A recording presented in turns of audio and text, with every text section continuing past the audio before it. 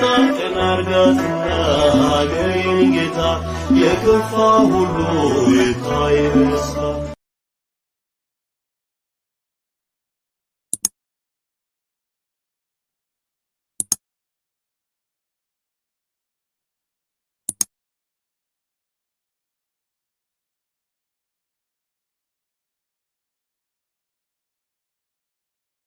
በወልድ በመንፈስ ቅዱስ ሐምሌ 4 በዚች ቀን የቅዱሳን አቡቂርና ዮሐንስ የሥጋቸው ፍልሰት ሆነ። ይህም እንዲህ ነው።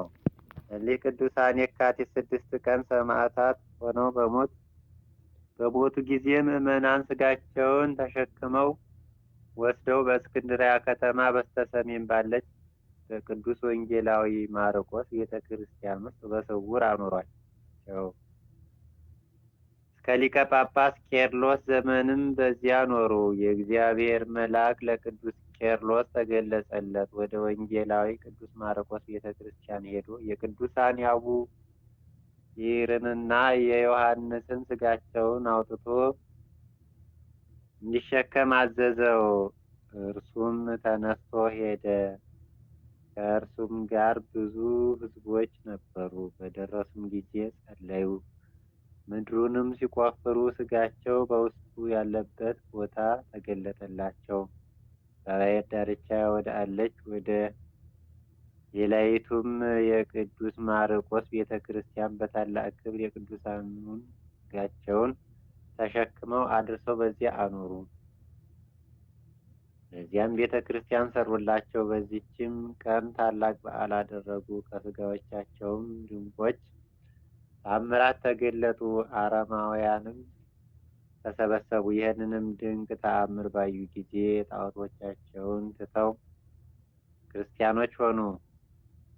በዚያችም የጣዖቶች ቤት አሸዋ በላይዋ ተከመረባት፣ ታላቅ ኮረብታም ሆነ።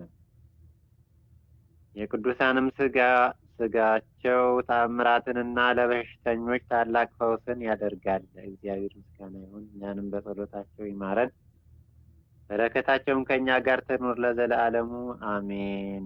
አርኬ ሰላም እብል ለዮሐንስ ወለአቡቂር እለነበሩ ህቡአ በእስክንድርያ ሀገር ከማስተራዮ መልአክ ለቄርሎስ ማር አፍለሶሙ ዮም በአብይ ወክብር አበ ቤተ ክርስቲያን ዘሃሎ ለባይር።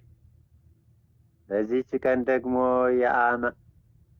የአማርያ ልጅ የሴዴቅያስ ልጅ የጎዶልያ ልጅ የኩሲ ልጅ የሶፍንያ የዕረፍት መታሰቢያ ነው። እርሱም በይሁዳ ንጉሥ በኢየሱስ ዘመን ትንቢት ተናገረ፣ እንዲህም አለ። እግዚአብሔር ከዚህ ዓለም ፈጽመው ይጠፋሉ አለ። ከብቶችና ሰዎች ያልቃሉ፣ የባሕር ዓሣዎችና በሰማይ የሚበሩ አዕዋፍ ያልቃሉ። ዳግመኛም ስለ ሞዓብ እንዲህ አለ። ስለዚህ ሞዓብ እንደ ሶዶም ትሆናለች፣ የአሞንም ልጅ እንደ ገሞራ ልጆች ይሆናል። ደማስቆ እንደ እህል ታልቃለች። እርሱ እንደ ነቢይ እንደተነበየው እነዚህ አገሮች በናቡከደነጾር ምርኮ ይጠፋሉና። ዳግመኛ ስለ ፋርስና ስለ ነነዌ ትንቢት ተናገረ፣ እንዲህም አለ። የፋርስ ሰዎች አጠፋቸዋለሁ፣ የነነዌንም ፍርስራሽና ውሃ እንደሌለባት ምድረ በዳ አደርጋታለሁ። መንጋዎችም በመካከሏ ይሰማሩባታል።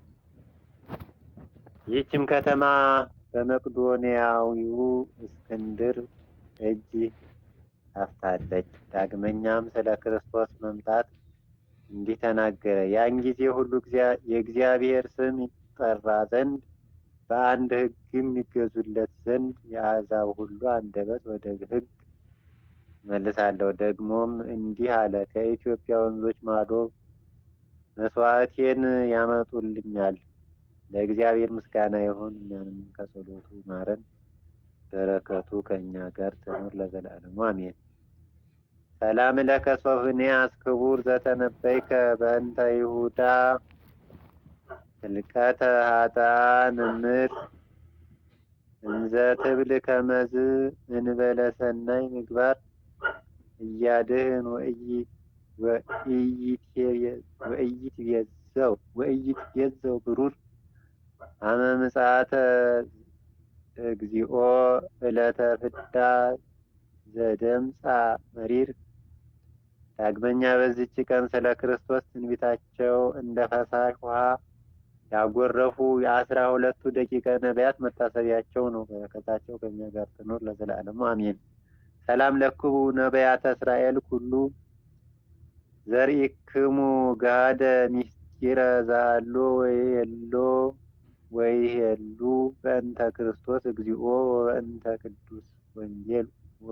ቅዱስ ወንጌሉ ይወፅእ ሕግ እምጽዮን ዘትብሉ ወእም ኢየሩሳሌም ካዕበ ለአብ ቃሉ።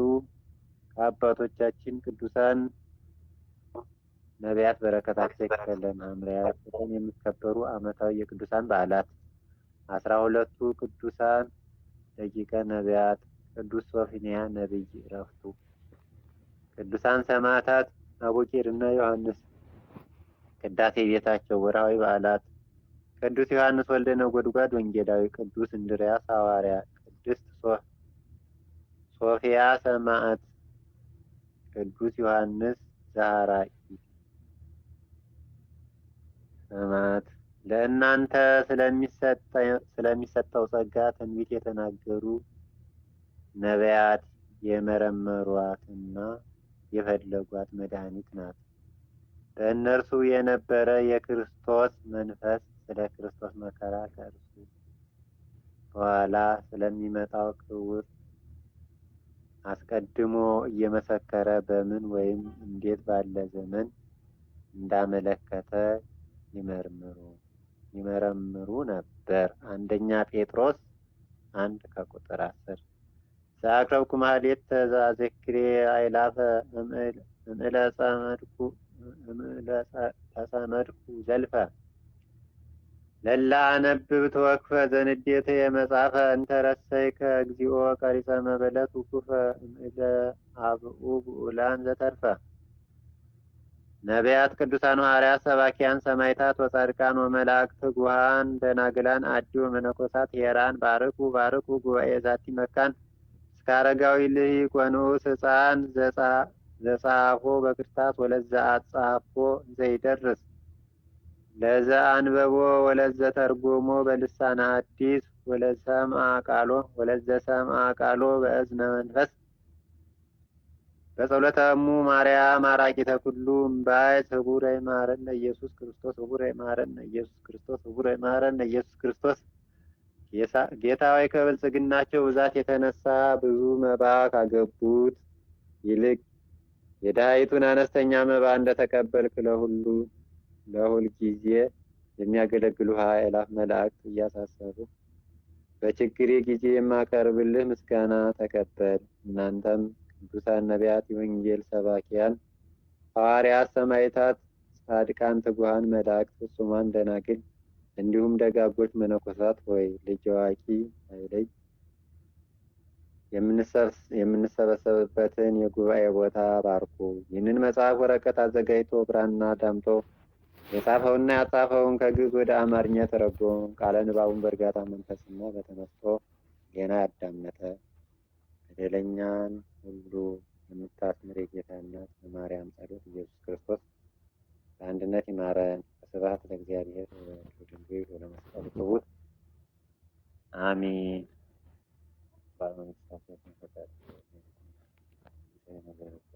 አብነየ ድቅለና በሳነ ጌጋየነ ከመኑ ድቅለዛተሰ ታጣን እግዚኦ ስተመንሱት አላድነን ዋላና ሁለቱት መጥያቄ መንግስት ያደስባልና በሰላም ቅዱስ ገብርኤል መልአክ በእግዝእትነ ማርያም ሰላም ላኪ ድንግል ወለናፈ ድንግል ወስጋችን እግዚአብሔር ታውቅ ሰላም ለከብሩታን በወሩ ፍሬ ከርስኪ ታፋሲስ ተዘከም እግዚአብሔር እንዴት ሳሌ ዘሊለና ምሕረት አቁረል ኢየሱስ ክርስቶስ ተመስገን ተነች አሜን። ከቅዱሳን ረድኤት ፍቅር በረከት ያሳድርብን።